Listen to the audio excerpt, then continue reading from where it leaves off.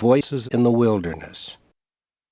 In the years following World War II, I was a young filmmaker producing the kinds of illustrated lectures that passed for educational films in those days. I was glad for the experience and learning a craft, but the material I was dealing with didn't have any great appeal to me.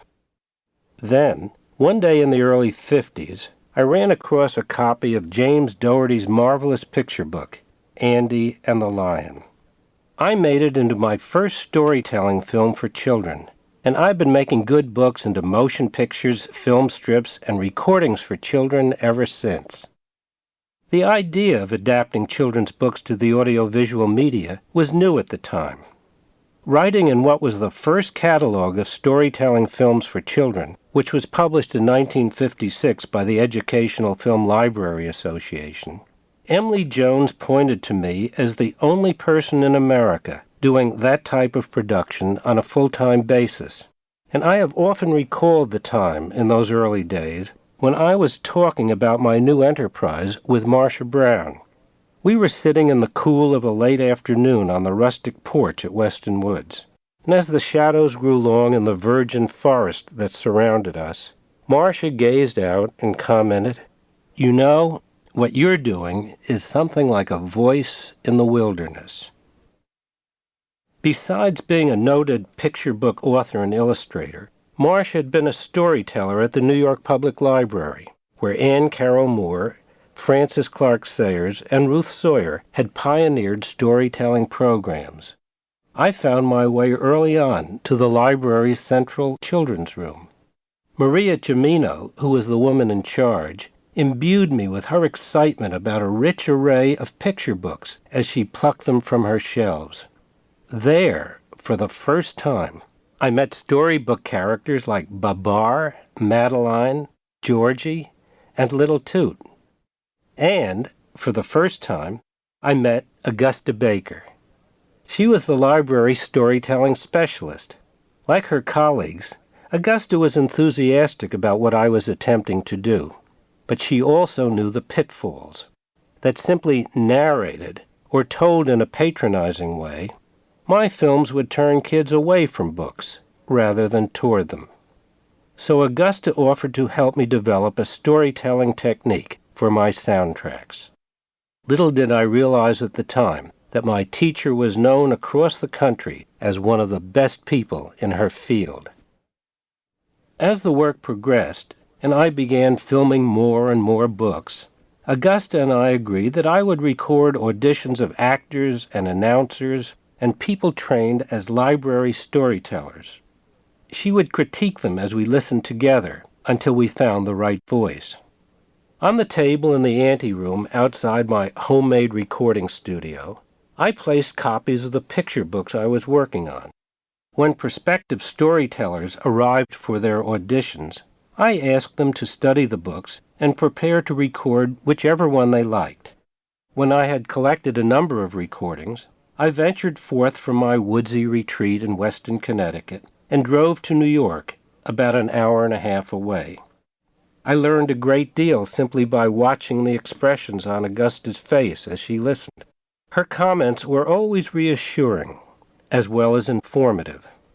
Looking back now, she must have been sensitive to my insecurity, afraid that she might discourage me.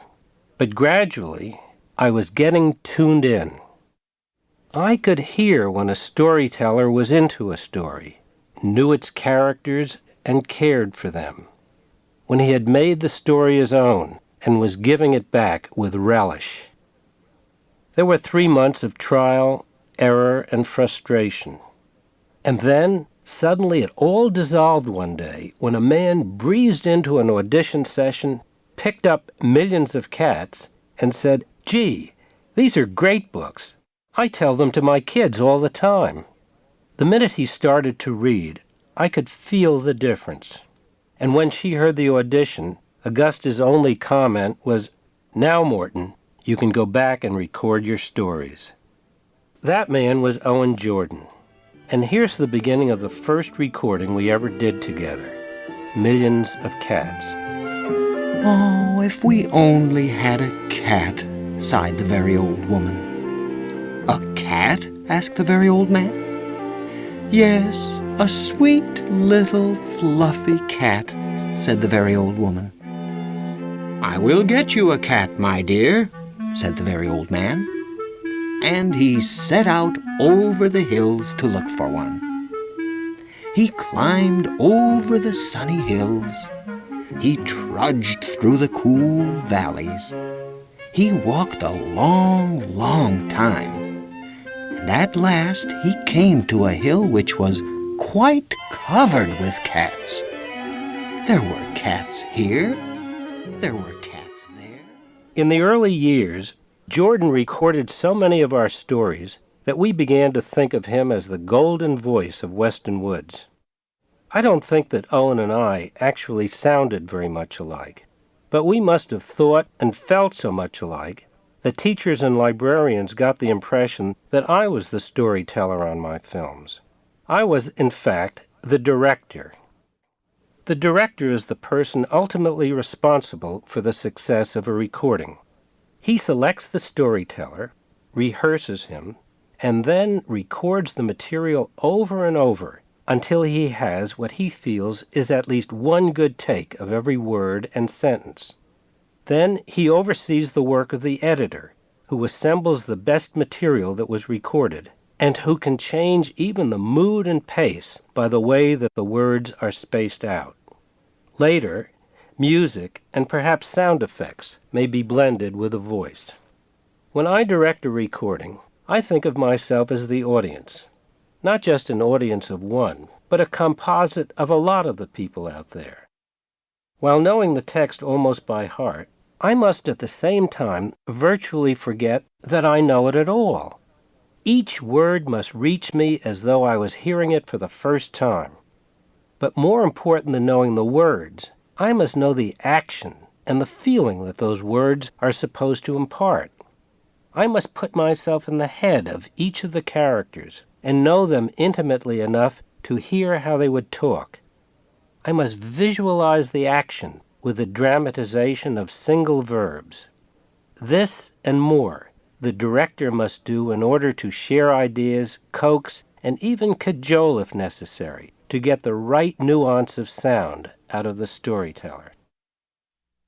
I once read a statement by May Hill Arbuthnot, one of the great teachers of children's literature, that gave a great boost to the audio-visual media.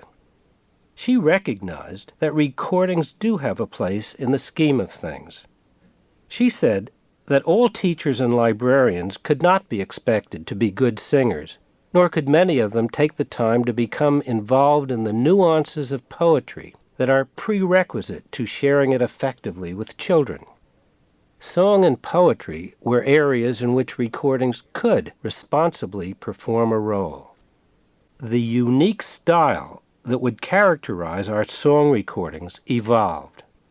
I discovered that what we were doing was telling stories in song. This meant that the lyrics had to be emphasized, the beat of the music subordinated to the clear articulation of the words. Recording Ruth Sawyer was an experience I shall never forget, one so meaningful to me that telling it is perhaps the appropriate way to end the nostalgia that I have shared with you. Ruth was aware of how much of a joint effort this project was. Afterwards, she wrote me a letter that has helped to inspire my best efforts ever since. Part of it read, "If and when my stories are to be done by other storytellers, I should want you to do them. Slipshod and overdramatic handling you would not accept any more than I would. So let it be understood that all recording of anything of mine must go through your studios." To me, Ruth Sawyer's words came as a legacy that I can only hope will be shared with children for generations to come through my work and the work of my colleagues everywhere.